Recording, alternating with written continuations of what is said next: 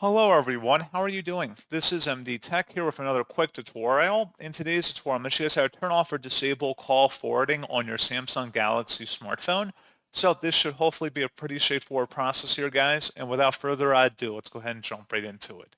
So all you have to do is swipe up on your home screen and you want to select the phone app on this page and then select the three-dotted icon at the top right and select the settings button.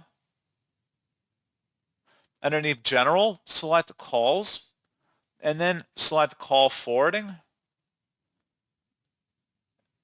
So this can apply for the other options down here too, but if there's something that says Always Forward up at the top, go ahead and select that, and then select Turn Off, and that's all you have to do.